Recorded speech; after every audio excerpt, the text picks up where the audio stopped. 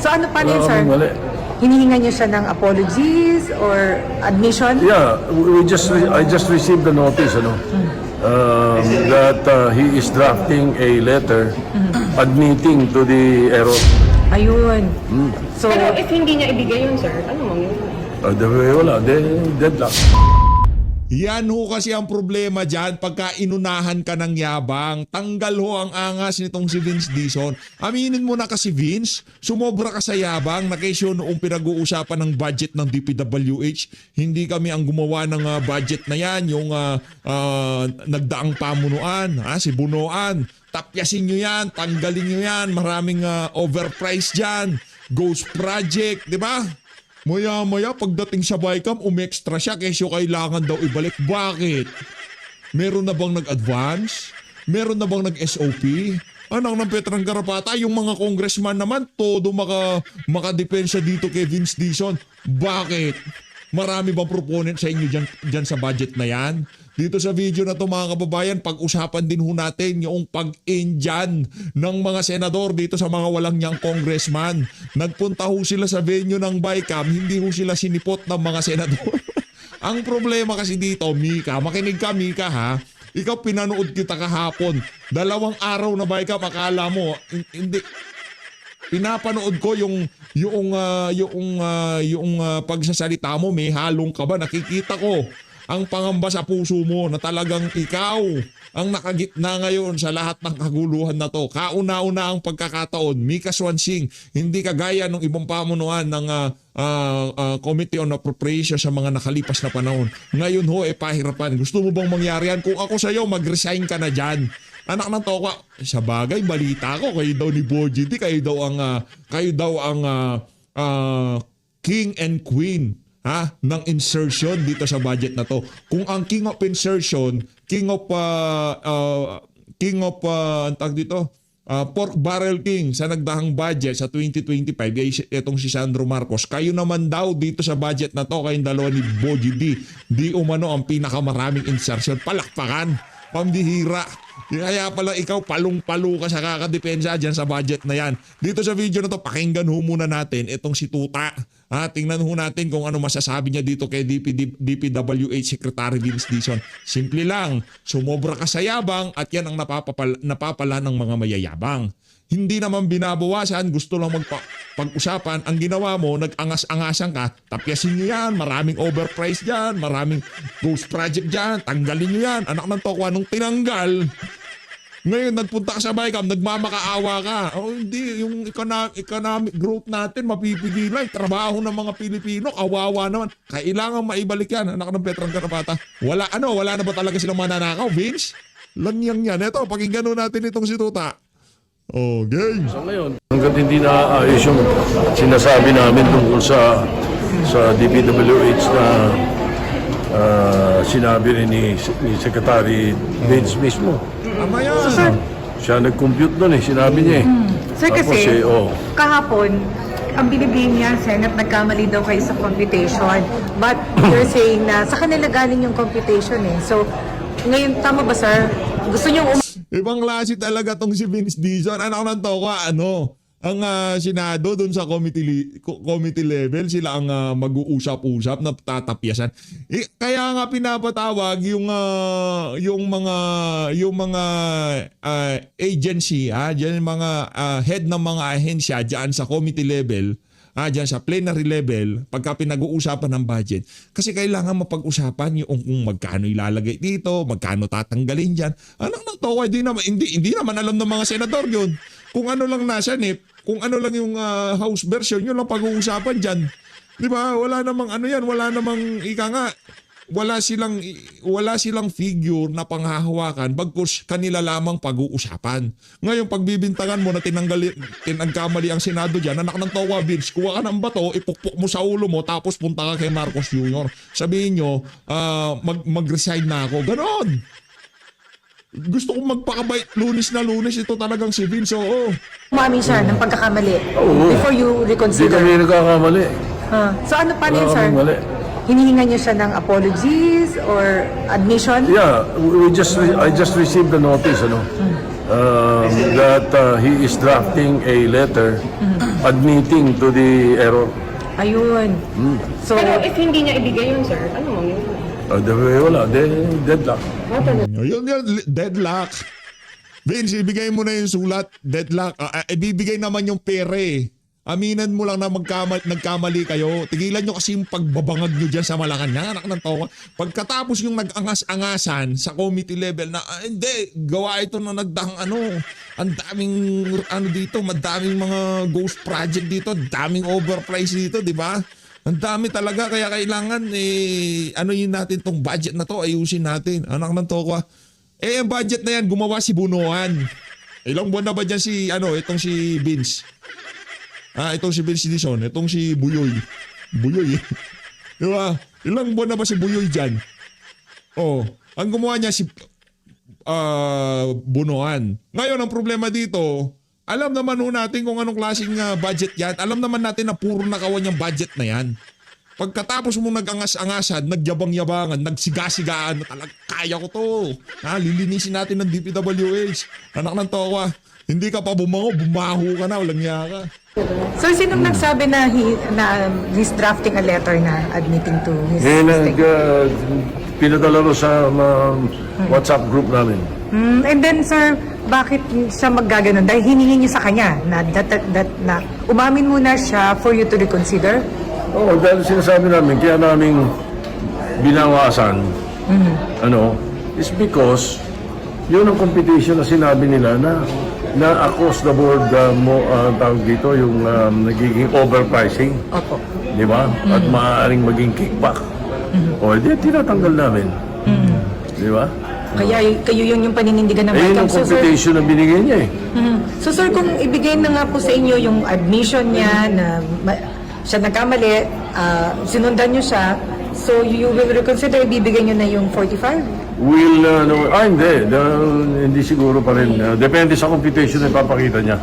At saka pagdating niya sa part na yan, yung mga BICAM members na tanongin ninyo, kung anong recommendation nila sa akin, that's what I'm gonna do. Okay, sir, ano Ano lang naman yun mga kababayan, dapat talaga kung ako tatanungin, wag nang ibigay yung budget na yan, anak ng Petrang Garapata. Kita nyo naman mga kababayan kung gaano ka, hindi na yung binawas, okay na yun, huwag nyo ibalik yun, ng toko. masasuggest As niyo I said nga kung anong recommendation ng BICAM, yun ang gagawin ko. Kung ano raw rekomendasyon ng Bicam, paano pagka-rekomendasyon tuta ang tawag dito? Tawag dito, ibalik yung budget. Okay lang sa yun? Pambihira gawa ni Bunuan, babalik? Bong clash talaga. Dito na tayo kay Mika. Sagot ito ni Mika sa mga senador na umindyan sa kanila dyan sa Senado. Ako, matindi ito mga kababayan. Matindi to! Bakbakan ito, gang. See, we already have 7 conferees on the part of the House. 7 na po kami mula po sa panig. Gang. Conferees on the part of the House. 7 na po kami mula po sa Ayan, panig yan, ng pito na daw Kamara. 8 na ba? 8 na kami? Yan. 8 na po kami. 8 sa 11 na mga kinatawa na parte po ng BICAM sa parte ng Kongreso ay nandito na po sa PICC. Handa po kami na ituloy itong Bicameral Conference Committee proceedings. Yun po sana yung kagustuhan namin ngayon. Dahil meron po kasi tayong timeline na gusto pong sundin. Sana po, nakita nyo naman po, in-adjust po yung kalendaryo ng sesyon na dapat sa December 22 ay ma-ratify na sa parehong chamber, sa pareho pong kapulungan, yun pong ating BICAM report. Kaya yun po yung hinahabol natin. Kaya ito po sana yung kagustuhan natin na magpatuloy yung mga usapan patungkol po sa lahat ng mga items sa budget. Marami pa pong mga ahensya na tatalakayin. Kaya po bawat araw po talaga ay mahalaga para po matapos natin yung budget sa tamang oras. Kaya yun po, as you can see, ako po at 7 sa mga miyembro ng Bicameral Conferees ng Kongreso ay nandito na po sa PICC. Nako, eto na ho mga kababayan. Ito, ang base ho sa ating nakikita dito, talagang gumugusto lamang ho dyan sa ano na yan, dyan sa mapagbigyan itong si marami ho talaga mga coops dyan sa House of Representatives. Sa totoo lang ho mga kababayan, sila ho talaga pagdating sa kalokohan, sa budget, sila ho talaga yung nagtatanggol, dumidepensa. Hoy, Mika, mahiya ka naman. Kahit pa paano, pakita nyo naman na independente ang legislative. No, yung tipong hindi yung lahat ng gusto ng Malacanang, dapat ganito, dapat ganyan. Sa bagay, no? Baka may napangakuan na dyan. Siyempre, alangan naman yung huling appropriation chairperson na kumita dyan. Di ba? Ang laki ng problemang minana mo kay Saldico at dito kay Stella Kimbo. Sila paldong-paldo, alangan naman ikaw hindi, di ba? Balita ho natin, di umano, si Boji D at itong Ali na to. Sila daw ang, king and queen dito sa 2026 budget. Kaya talagang matindi ho yung kanilang kagustuhan na maibigay yung mga dapat kailangang ibigay dyan sa DPWH. Actually po, yun po talaga yung salita na gusto ko talaga sanang iwasan. I would not characterize this as a deadlock.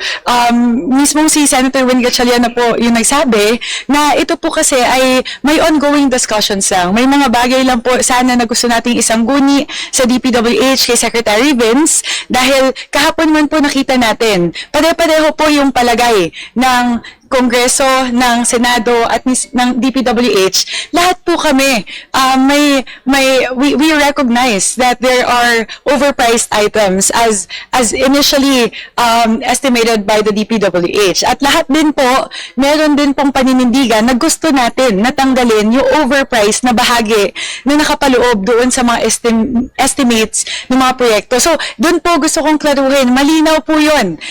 Aligned po ang lahat na gusto nating tanggalin yung overpriced na parte noong mga estimates sa mga project sa DPWH. Ngayon po, ang tanong kasi, what is the best way forward? What is the best way to go about this? Nandun po siguro tayo sa application.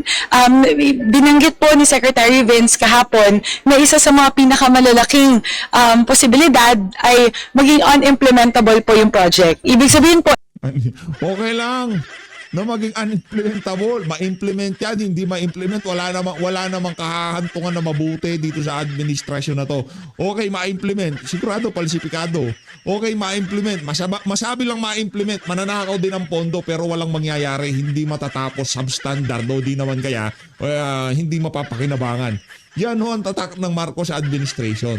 Ngayon, kung tinatakot nyo ang sambayan ng Pilipino na pagka hindi na naman napagbigyan yung mga magnanakaw dyan sa Malacanang at House of Representative na mahihinto yung progreso sa ating bansa, okay nang mahinto, anak ng toka. Nahinto na nga progreso dahil sa pagnanakaw eh. Ngayon, itutuloy na naman natin dahil sa pagbibigay ng budget sa mga walang yung tao na yan dyan sa Malacanang at House of Representative.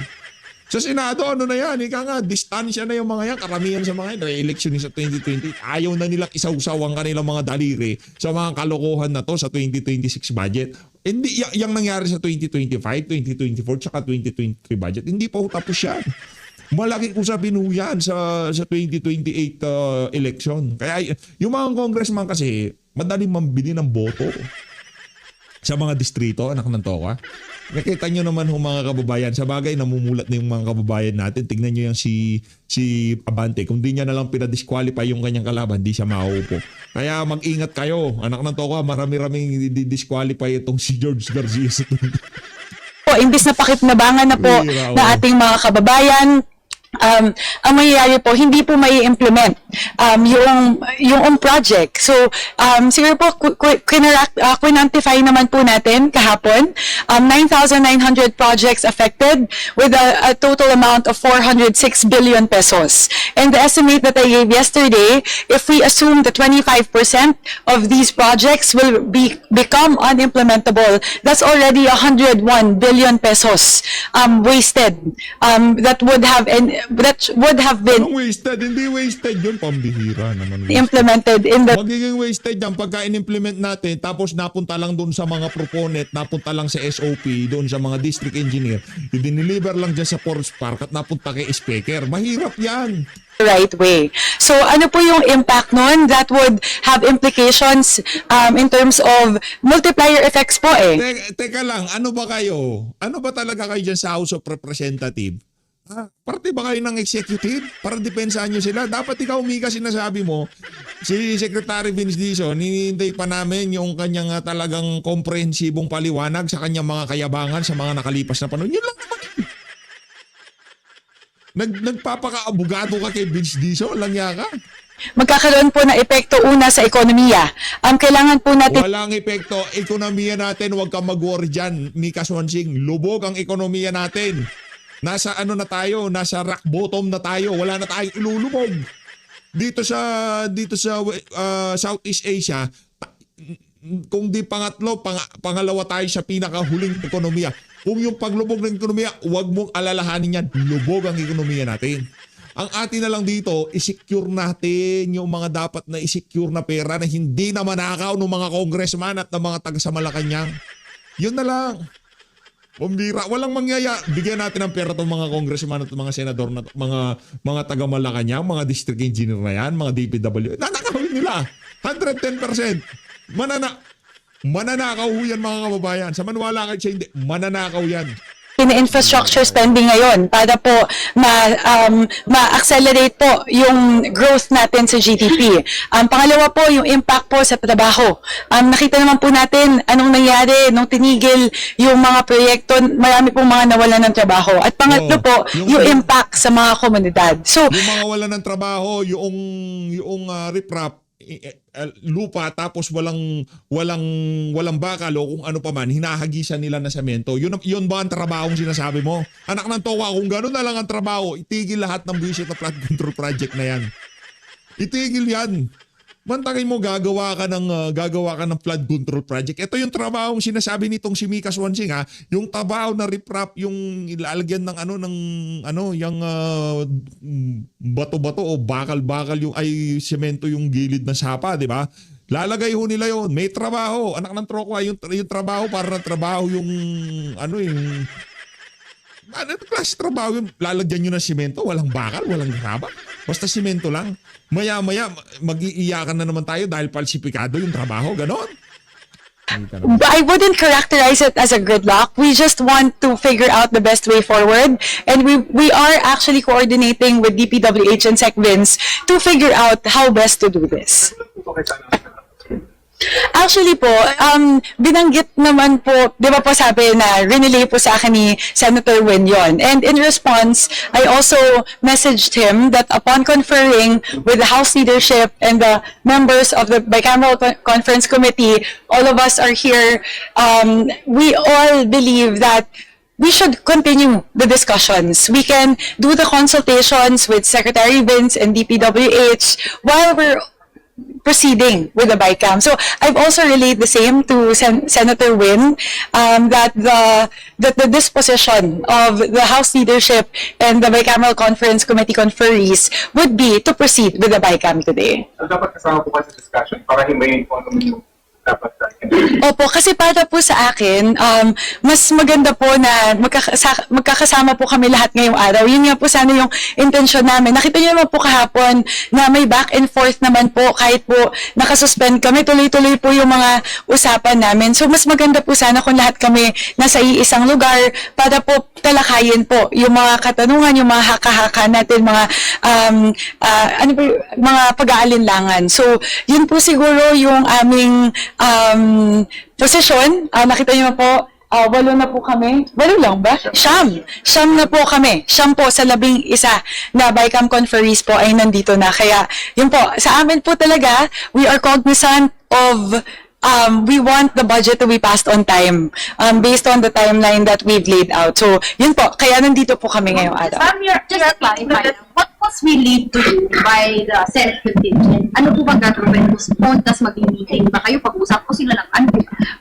What was relayed to me was the decision already that it will be, that the Senate wants to postpone it. Ayun, tayo ho dito sa PH Update, kaisa dyan sa tay kami naman sa mga hindi pa ho nakapirma.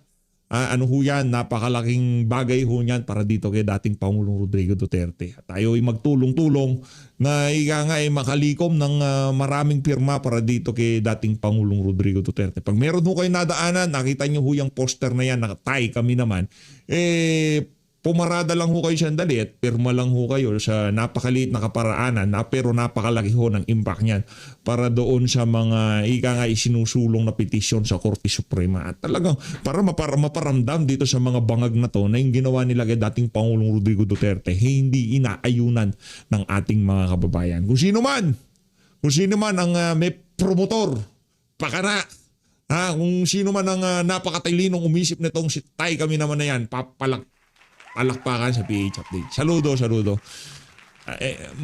Eto, ganito lang ho kasimple yan. Para doon sa mga, wala tayong pinapatungkulan dito ito ay base lamang sa ating simpleng nakikita. Tayo ay mga meron lamang sa lahat ng kaganapan na to. Kung sino man ang gumawa nito, talagang kita ho natin yung emosyon na ipinakita nung unang kinidnap itong si dating Pangulong Rodrigo Duterte. Talagang nandyan yung pagmamahal, yung kanilang dedikasyon para maipakita dito kay dating Pangulong Rodrigo Duterte na talagang mahalaga ka, Tatay Digong, di ba? Pero yung mga bumabatikos, sana naman wag na ho ganun, di ba? Kahit si BP Sara, itong mga taga-suporta ni Tatay Digong, itong si Kong Mike, Atty. Tofacio, yung mga pamilya. Kasi pagka sinabi ho natin na ba't ganyan, ba't merong ganyan, hindi nakakatulong kay dating Pangulong Rodrigo Duterte yan. Diba? Hindi ho talaga nakakatulong. Kaya tayo dito sa isa na to, dahil sinuportahan niya ni VP Sara, tayo naman susunod na presidente natin yun. Kaya ngayon pala, kung ano sasabihin yan, yun hong ating susundin. Ika nga. Pirma ho tayo, magtulong-tulong ho tayo, i-download nyo ho yung PDF, nandito ho sa babayan, ipipin ko ho. Ngayon kung di ko nakalimutan ko, ipaalala nyo na lang ho dyan sa comment section. Ito, tuloy natin, game. PH with Secretary Vince to clarify the matters discussed yesterday. Wala nang ika-clarify, Mika. Budget ni Bonoan, maraming ghost project, maraming overprice. Wala nang ika-clarify. Vince Dizon, nagyabang, nag-angas-angasan, sinumobra ang yabang sa Senado, tapyasan, tanggalin yung sobra-sobra. Ito lamang yan dahil ganito lang kamahal yung mga gamit, sobrang overpriced yung mga karamihan dyan. Ito yung standard na presyo ng mga pag-construct ng kung ano pa man, di ba? Ngayon, tinapyasan sa Senado, pagkatapos tinapyasan, yung mayabang, nagpunta ng BICAM, gustong ipabalik. Yun ang problema. Yun ang issue natin dyan. So, yun lang po yung And you want to be part sinabi. of that. Ako po, I wanted it to be a conversation amongst the Senate contingent, the House contingent, and DPWH sana. So, ito sana yung proper forum Nandito na sana kami lahat ngayong araw Kaya, ang ganda na sana, di ba? Lahat Balagbag ba gagawin nyo? Nakapaganda ba itong si Rufus Rodriguez? Ay, Rufus. Tama ba? Rufus Rodriguez siya? Kalimutan ko apelido ni Rufus Rufus. Tama ka. Ano ni Atty. Vic Rodriguez? Ito ngayon ko lang napansin.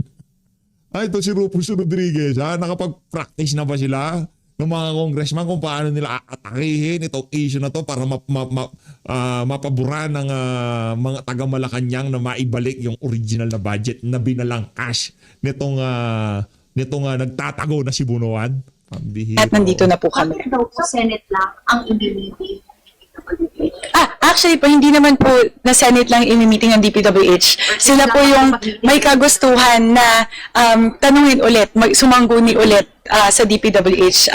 Sa amin po kasi, sa aming parte, na malinaw po napakaklaro po nung sinabi ni Sec Vince kahapon. And we were hoping po na we could also have that opportunity to have that discussion with our Senate counterparts. Gusto po kasi namin maintindihan ano yung kanilang main concern. Kasi po, mas maganda po na matalakay namin yon.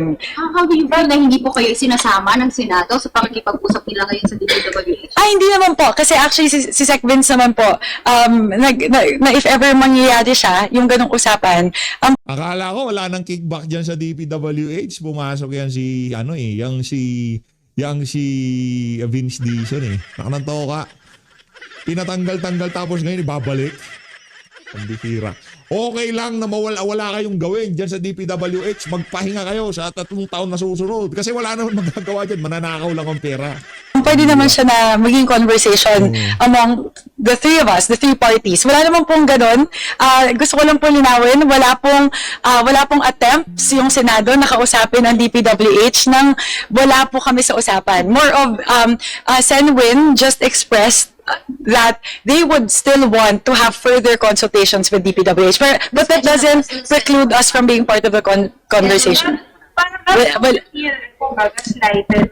Kasi parang, as you have been telling us, parang unilaterally, the Senate decided, ayaw namin mag-Bicam today. Di ba dapat they also talk to you, to their House counterparts first before making a decision to postpone a Bicam? Kasi Bicam nga is House and Senate. Opo. So, decision should not be made unilaterally. Yes. You know how I've been doing things since I took leadership of the Appropriations Committee. As much as possible, I want to go the diplomatic route. And yun din po yung gusto ng ating contingent na gusto po natin diplomatic route. So I don't want to Feel na feel yung diplomatic route.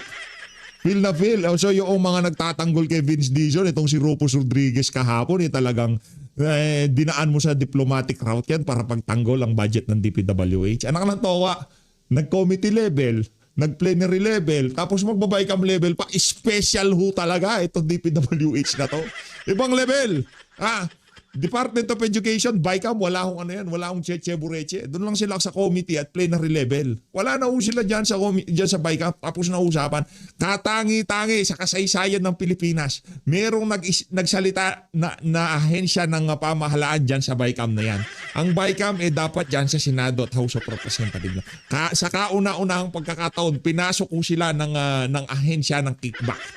Ahensya ng kickback, literal. to say na I feel slighted. I just want to once again, express to our Senate counterparts that we are here. Our disposition is to move forward with the conversations. Yun lang po.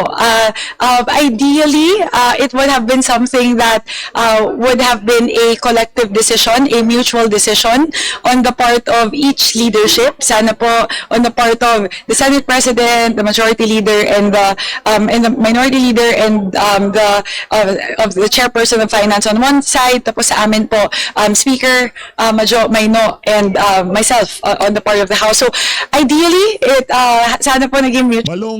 Malungkot itong mga nasa likod nitong si Mika Sonsing, anak ng toka, parang mission failed tayo ngayong araw na to. Okay lang yan. Pambira pa minsan dapat sa bagay baka nakapag-SOP na yung iba, di ba? Yun kasi kalakaran dyan. Bago pa ma-allocate ang budget, bago pa matrabaho yung budget sa House of Representatives, sa Senado, meron na hong meron na hong SOP ang mga na yan, contractor na yan. Yung para dito sa project na to, magkano yan? 1% ako dyan. Siya yung mapupunta dyan. Bigay mo na yung 1% ko. Sigurado yan. Paunang bayan, ang tanong nga ng mga kababayan natin dito sa 2026 budget na ginawa nitong si Bunoan sa DPWH, meron na ba nakapag-SOP dyan? Meron na ba nagbigay ng paunang bayad? Kaya ngayon mahirap ng hindian. Diba? Mutual decision siya. Contractor ako. 100 million yung project. O let's say 10%. O 5% na lang, 5 million. Bago pa mai-award ang project, may SOP ka na, Brad. Hindi ma-award yan pagka hindi mo pa binigay yung para sa kanila. Ngayon pagka ibinigay sa kanila yan, ibinigay sa iyo yan, ayan. Pagka ibinigay mo na sa kanila, ayan, doon mo na makukuha ang project. Ang tanong nga dito, Mika, yung mga pinangakong presyo dito sa mga proyekto na to sa DPWH, dun sa mga kontraktor na dapat gagawa, na mga nababasa-basa natin, baka nakapag-SOP na daw, kaya ngayon kailangan ibalik yan. Umalma ba sila? Kumana ba sila? Naiga nga hindi napapasok doon sa pinag-usapang bayad o project na kung saan doon pa lang sa mismong budget ng NEP, meron na talagang nakasakay na kickback dyan sa pera na yan. Kumbaga yung paunang bayad, okay lang yan kahit magpaunang bayad. Ganyan nga ako kasi katataba ang utak nitong mga to pagdating sa nakawan. ang project 2 piso. Ang gagawin ho nila, i-overprice nila yan sa 4 na piso. Yung 2 piso paghahati-hatian nila. Ang iniisip nila, hindi naman makukompromiso ang trabaho kasi ang original price lang talaga niyan 2 piso. Hindi ho nila alam, yung mga contractor, alam nila doon sa 2 piso, magkano lang kita nila doon. Kaya lahat ng gagawin to mga contractor na to, puro substandard. Ngayon, hindi na sila pwedeng chikin ng pamahalaan dahil itong pamahalaan, itong nakakuha ng 2 piso, dahil nga nakapagbigay na sila ng nakapagbigay na sila diyan sa COA, diyan sa district engineer, dito kay congressman, dito kay kung sino man yan, di ba? Nakapagpaunang bayad na sila. Kung nakapagpaunang bayad na pala kayo, paano pa kayo chichikan yan? Paano pa magkakaroon ng quality assurance yan? Wala na. Kung ano na lang gagawin ni contractor kasi nga naman nakapagbigay ka na yun. But as with any as Senwin said earlier, as with any negotiations, when there are disagreements, meron po talaga mga ganitong sitwasyon. But again, I don't want to say that we feel slighted. We're very much still open to conversing with them to figure out the best way forward. Tingin ko na po sa schedule dun sa pag-ibig. No schedule as of now po. Yan. Wala. Deadlock. For us po, kasi po it technically speaking, if Feeling ko naman gusto namang ibalik ng mga senador yan.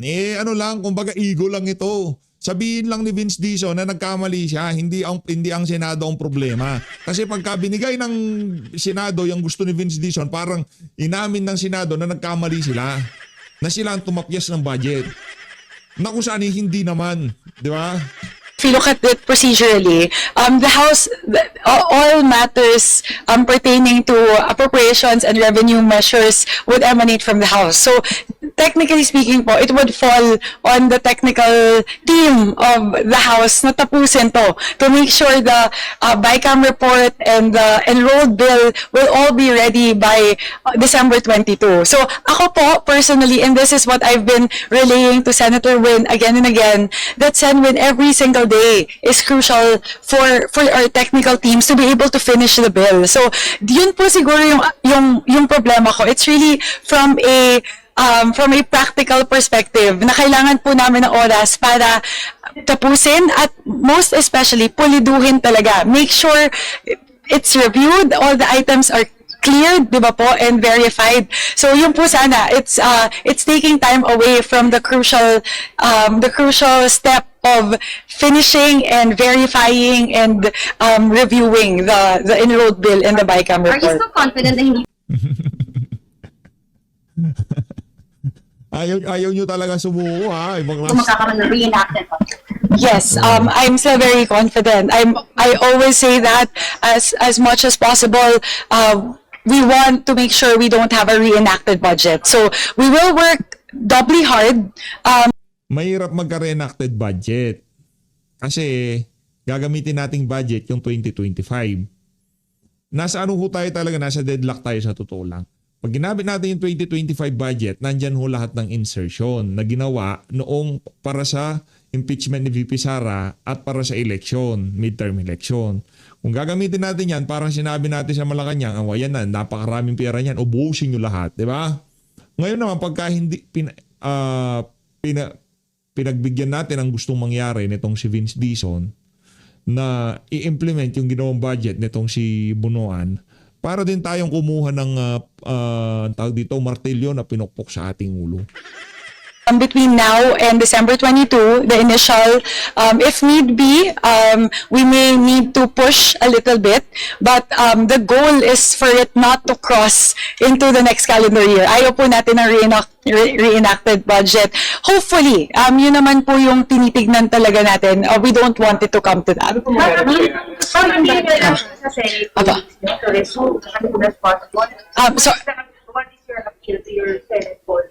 yes, my request, and they know this, the disposition of the House contingent is we always want to keep the communication lines open.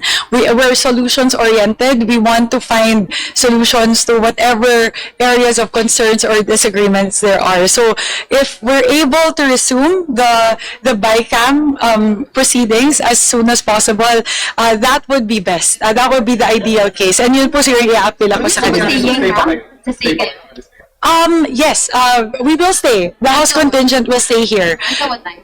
Maybe for another hour. Nako, Senate to PICC. So we'll give them the time. Give them some time to think it over. Thank you to our Hindi mo meka day ka, yung pinaghandaan mo talaga, nagpabango ka, naligo ka, lahat ng jokes mo, i-remedy mo na. Diba? Nakasulat pa sa anak. Pagka medyo wala na, ika nga, icebreaker. Ginawa mo na lahat.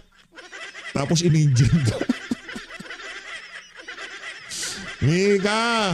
friends of the media for giving me the opportunity to also air our side, para po at least malaman din po nila kung ano yung disposition. How much ba yung gusto ibalik ng DPWH doon sa mga sinasabi nila? It's 45 or 50.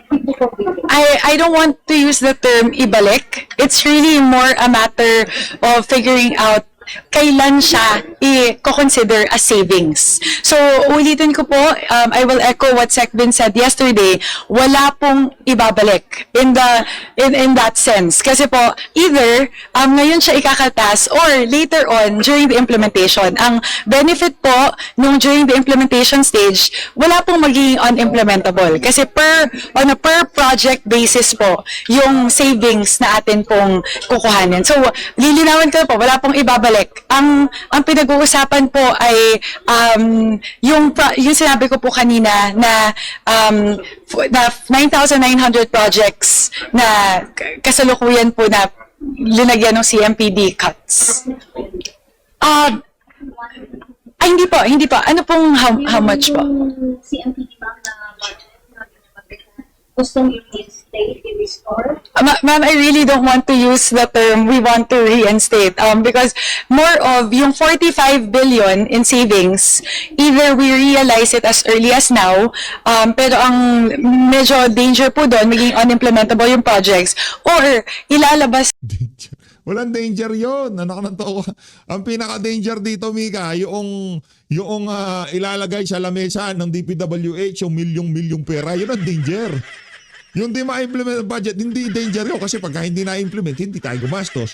Pero pagka in-implement natin, tapos ipinatong lang doon sa mesa ng mga taga-DPWH, pinagparti-parte para ito kay senador, kay congressman, kay ganito-ganyan, di ba? O, yung problema natin yun. Yun talaga, doon talaga magde-deadlock tayo. siya at the implementation stage at 45 doon po kapag na-implement na talaga yung project. So, ulitin po namin, wala pong gustong ibalik. Ayaw pong ibalik po ni SecBins yung overpriced. More of, paano po yung mode of... Paano nga namin malalaman kung alin yung mga naibalik at saka mga hindi naibalik? Paano namin malalaman yung ghost project at hindi ghost project? Magbabase tayo dyan doon sa pag-aaral na ginawa ng Senado. Base doon sa mga dokumentong ibinigay ng DPWH. Ito naman si Mika, ginagandos mo kami. of application. So, yun po. So, Huwag gandusin. Oh. wala pa pong conversation patungkol sa... Thank you so much po. Thank you po. Welcome ha. Kanya ka. Mika, parang hindi ata tuloy ang Merry Christmas natin ito. Ang bihira, oo. Ayun na nga mga kababayan, dito na natatapusin ang ating reaction video. Paalam na Mika ha, mag-ingat po kayo lahat. Mahal natin.